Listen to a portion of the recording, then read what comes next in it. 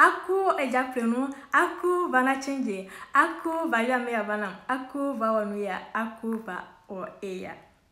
C'est comme ça que j'ai grandi. J'ai grandi dans une famille où il y avait beaucoup de garçons et j'étais la toute jeune fille qui devrait s'occuper de tout et de rien sauf de moi-même. Alors, j'ai perdu mon papa très tôt, déjà à l'âge de 3 ans. Et ma mère, ma pauvre mère, comme elle ne pouvait pas nous élever toutes seules, parce qu'on était 3 filles. Il y a ma soeur aînée, je suis la cadette et j'ai ma petite soeur, la Benjamine. Donc, elle était obligée de nous confier à certains membres de sa famille pour nous élever. Et pour ma part, on m'a confié à ma tante maternelle, Elisabeth. Et chez Elisabeth, j'ai appris à m'imposer. Ma tante Elisabeth détenait son petit commerce d'alimentation générale et j'étais amenée à gérer ce commerce, que ce soit aller acheter les articles qui manquaient, gérer la comptabilité, s'occuper des clients. J'étais amenée à faire ces tâches, en plus des tâches ménagères. S'occuper de ces tâches-là, du commerce de ma tante et des tâches ménagères pendant le week-end, ou pendant mes heures libres quand je ne suis pas à l'école, ça, il n'y a pas de souci. J'apprenais de toutes les façons. Mais le problème n'était pas là.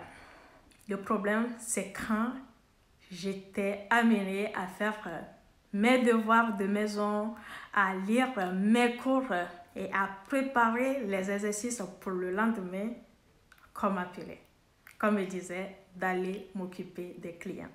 Donc, voyez-vous, c'est au moment même où je devrais relire un cours, faire mes devoirs de maison ou préparer un devoir pour le lendemain, qu'on m'appelait Aku, Oligaplenu, Aku, Valacheji, Aku, Vaweya. Pour ceux qui ne comprennent pas le Mina ou le V, ça veut dire tout simplement Aku va s'occuper d'un client, Aku, on te cherche, Aku va donner la monnaie. Ouais, donc c'était ça, ma vie de tous les jours. Je sais pas, à l'époque, j'avais entre 6, 7 ans, 8 ans, comme ça, max 10 ans. De 6 jusqu'à 10 ans, 11 ans, c'était comme ça. C'était la routine tous les jours. Aku, appelez-nous, Aku, va Aku, va. C'était ma routine de tous les jours. Il n'y avait pas un seul jour où on m'appelait pas Aku, Aku va faire ceci, va faire cela. C'était la routine.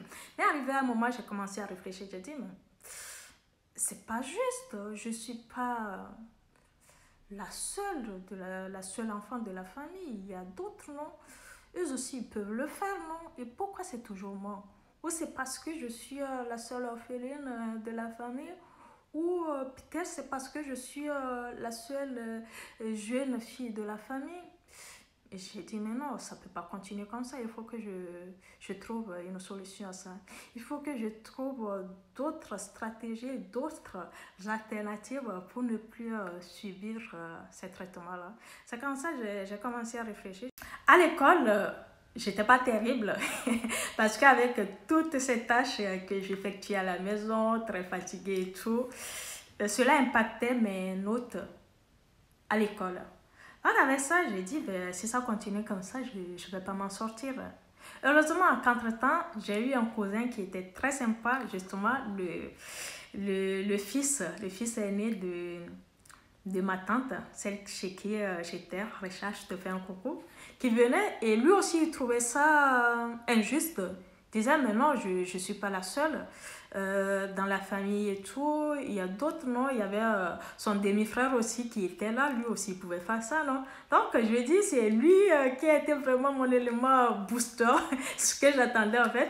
Donc il a commencé en fait à me dire d'apprendre beaucoup plus que de m'occuper en fait de cette tâche-là ou d'aller servir les clients.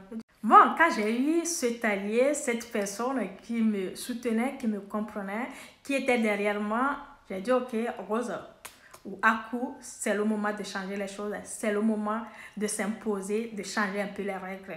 Maintenant, quand un client vient, on m'appelle Aku, je dis non, je suis occupée, je lis mes cours, et telle personne aussi peut aller le faire, vous voyez, parfois on crie, mais vas-y, Bien évidemment, parfois, j'avais pas le choix, j'étais obligée. Mais j'étais quand même entre-temps de dire que non, je peux pas, non, il faut que cette personne aussi aille le faire.